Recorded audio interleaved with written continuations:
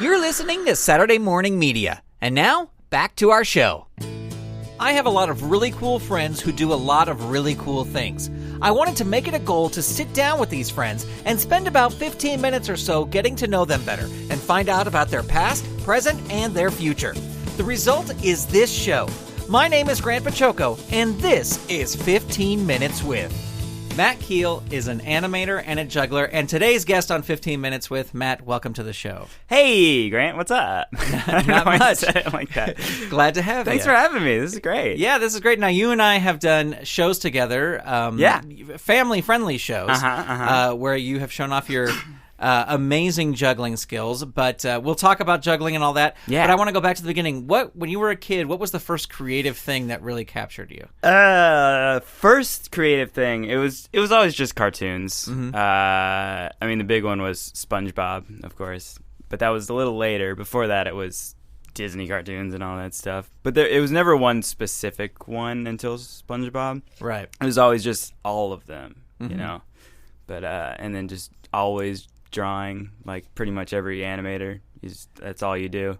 Yeah, were you, I'm sure it might be a mixture of both, but were you creating your own characters at a young age, or were you drawing just what you saw on TV and stuff like that? No, I think I drew anime stuff first, which I'm not into anymore, but that's what a lot of kids draw, I guess. I got like a how to draw anime book, drew them with like big shoes and stuff like that. And I never really wanted to create my own characters necessarily. I did have a character called Cherry Pie Man that I drew for a while. It was just a guy with a cherry pie for a head. It was a superhero, obviously, naturally, and drew him a lot. But yeah, when I was in college or growing up, I just thought I was going to animate on something, and it wasn't until later on that I started doing my own stuff mostly. When you were younger, did you sort of research how are cartoons made? How can I? Because you said you wanted to be an animator, so yeah. You looked into all that. Yeah, I mean, a lot of that's like DVD special features. I think a lot of people from my generation learned a lot about movies and stuff from just the DVD special features, and then just looking into colleges and going to college. I think animation is tough because it's hard to do it unless you're, I don't know, it's hard to be naturally good at. You have to work at it a lot. So until you're in, college level age, you're not able to get good at it. And where did you go to college? I went to college at the Rochester Institute of Technology, RIT, but not everybody knows what that is. And they had an animation program? They did. I did stop motion there because I didn't think I was good enough at drawing to do 2D, which I always wanted to do. So I did stop motion, which was very difficult. There's a lot of puppet making and all that stuff. But I did a little 2D in college, no 3D. And then after college, I decided to just do 2D instead of stop motion. What kind of stop motion things were you making? Just shorts? And yeah, just we had to do a project every year, like a 1/4 project, then a 2/4 project, then a 3/4 project. And we had to make the puppets, and which I didn't like. That was the big thing I hated. Stop motion is tough. 2D is easier to do yourself because you can kind of manage the production of it, so you can make it simpler if you want, or you can make it more complicated. But stop motion, you just need a team basically if it's gonna look good. Mm-hmm. But do you think that there's things that you learned doing stop motion that have helped you in 2D? I don't know. Maybe. I think I learned the techniques in college. The principles of animation, which are the foundation of all animation, like the squash and stretch, that stuff, momentum and all that stuff. But that all transfers over, and you just learn those and then do them a ton. But I learned some building techniques and stuff, which I don't use in 2D, but in everyday life. When you made the jump to 2D, what were you like? Were you animating on paper? Were you using Flash? What was your well, that was only a few years ago, so I was just doing it in Flash. Yeah, just drawing a lot in Photoshop and Flash. Never really paper. In college a bit, but not really. And were you, I know you said before you weren't necessarily doing your own characters, but were you, once you started doing that and working with Flash, were you creating your own things? Like animations? Mm-hmm. Yeah. I made a really no-nonsense pilot and put it on YouTube. It's the first thing on my YouTube. I had an older YouTube, but the newer one, I made this pilot called Henry and His Hamper, and it was just so nonsensical. And then since then, I've kind of had to take the craziness of it, that sort of style, and kind of normalize it a bit. So yeah, and then I started doing more parodies and stuff, just because that's what's popular on YouTube. Yeah. But then trying to do some more original stuff now. And I was looking at your YouTube, watching some of these animations. They're fantastic. Before you came in, and I'm sorry, I don't mean to come out wrong, yeah. But it's like it reminds me. Some of your animation reminds me of like John Christopher Lusky. Just like kind of that. Not like Saturday morning cartoon is what I'm trying to say. Was he an influence, or were there other influences that you had on your animation? Yeah, he definitely was. I didn't really watch him until college, actually, because I wasn't allowed to. You know how that is. But I get that a lot, like that reference, but I don't think he was really a direct reference. Mm-hmm. I think actually Tamer stuff like SpongeBob and stuff like that was more of a reference, and then just using that and then drawing stuff from real life, and it just kind of came out weird like that. But he definitely is, and people inspired by him are also references or inspirations. But yeah, I mean I love Ren and Stimpy for sure. Yeah, but I actually haven't watched it in a while. He started a new studio though. I'm excited to see what they're coming up with. Yeah. Well, we're going to get back to animation, but I also want to talk, when did juggling start for you? Juggling was 13. Okay. I learned from a clown in a library, as you do.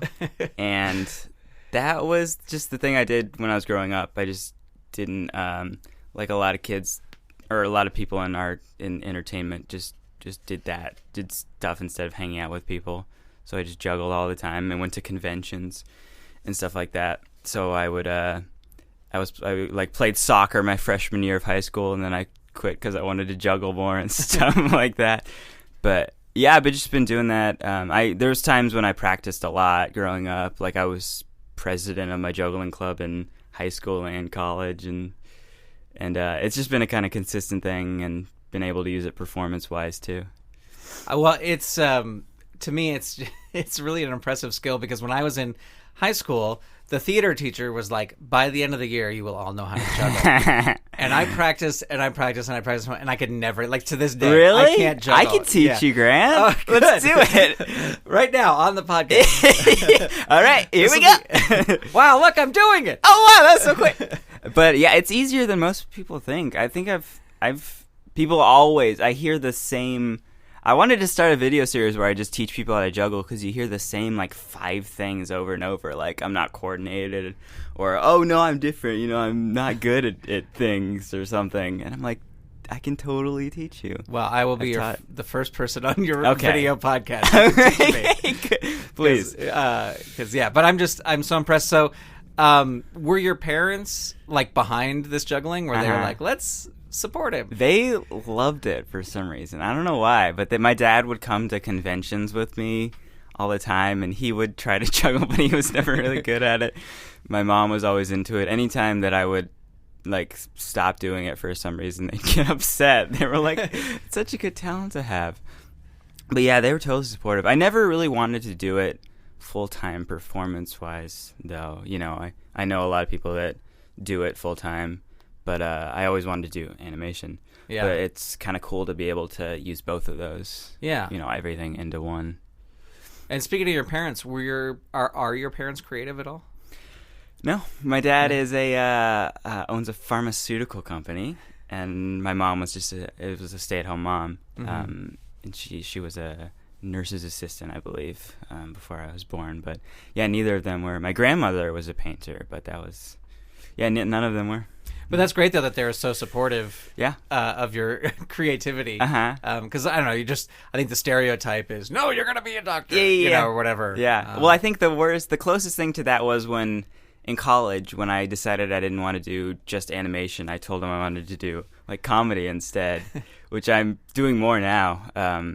Kind of merged both of them, and they were like, they were so confused. Yeah, they didn't understand that, and they still don't. But, I told them, and then I started doing stand-up for a while, and eventually they understood it more. It's just hard to communicate some of that stuff to people who don't understand entertainment. Yeah, well, I, as I said, we've done shows together, and I think your shows are very funny. And I love just sort of how you're just sort of at ease on stage. Like, like it doesn't, you know what I mean? Like at least you're not showing it. Because sometimes the audiences we perform for, they're like either small or, because it's just this kid show that we do together.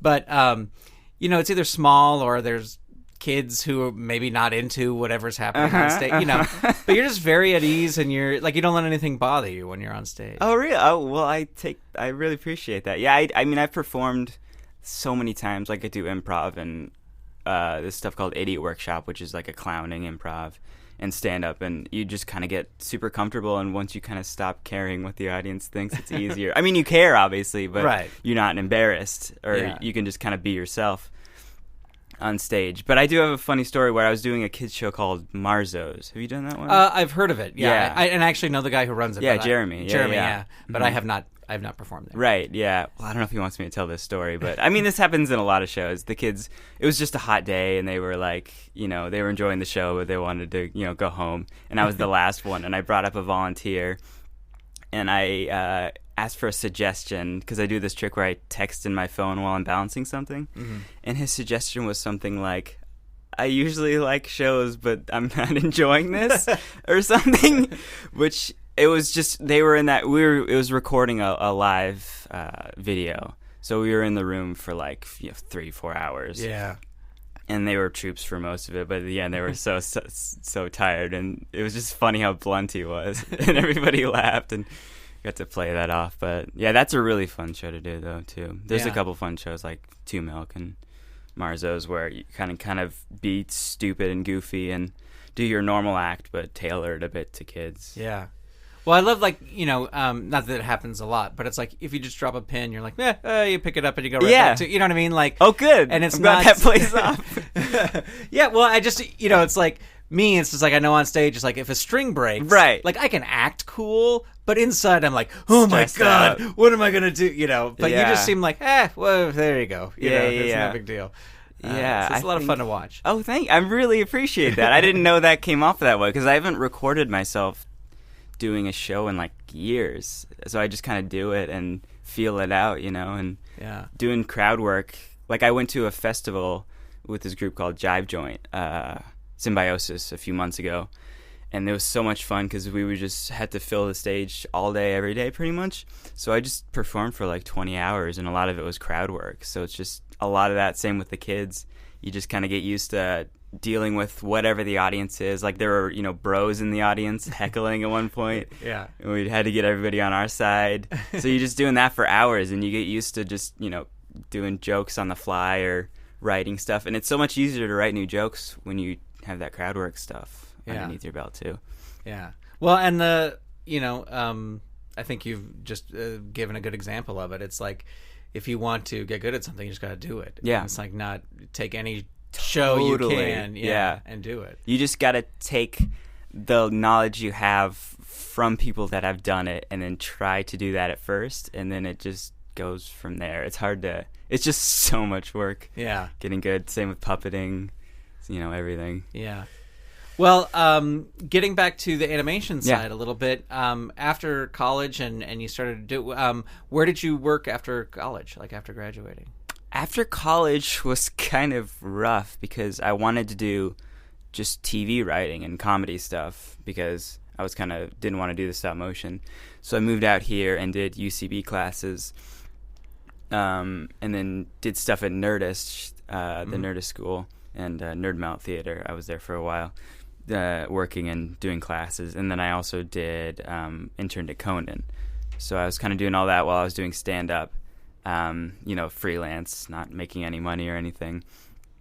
And then about 6 months into being here and realizing that it's like impossible to just start writing comedy or whatever, I was like, I have this animation under my belt. I'm just going to start doing that literally all the time and just not stop.